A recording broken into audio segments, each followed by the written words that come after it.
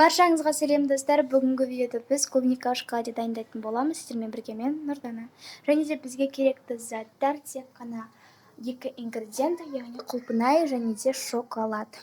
Ең бірінші біз құлпынайымызды осылайынан жуып дайындап аламыз. Міндетті түрде біздің құлпынайымызды салқын суда жуғанымыз жөн, себебі сонда біздің клубникаларымыз езілмейді және де өзінің көлемін сақтайтын болады.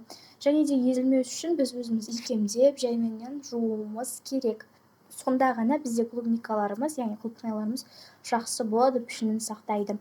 Енді біз осы құлпынайларымызды жақсылап тұрып аунатып болғаннан кейін, суымызға аунатып және де жуып алғаннан кейін қағаз сүлгімен сүртіңіздер. Сонда біздің құлпынайларымыз жақсы пішінін сақтап және де жабыспайтын, шоколадқа жабыспай сондай жақсы ұстайтын болады.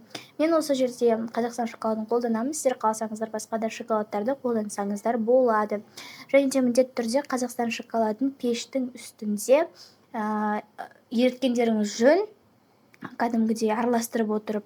Және де егер де микроволновкаға ерітетін болсаңыздар, ол өзінің көлемін сақтамайды, керісінше күйіп кетуі мүмкін.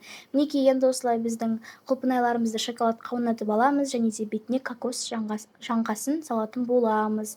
Мінекей, бізде дайын болды. Міндетті түрде жасап көріңіздер. Менің парақшама тіркеліп, лайк басып, лентадан жоғалтпау үшін сохранить етіп алыңыздар. Және де комментарияға өз ой пікірлеріңізді жазуды ұмытпаңыздар. Историяларды, яғни сторис салғандарда соны жіберіп алмай қарап жүріңіздер. Рахмет сіздерге, сау болыңыздар. Міндетті түрде жасап